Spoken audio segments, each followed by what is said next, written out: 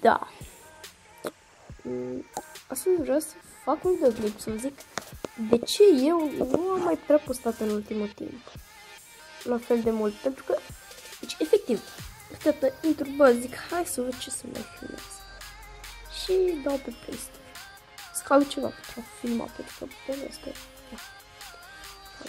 și intru aici și caut și mă uit la absolut toate și dau la games, dau la apps, dau la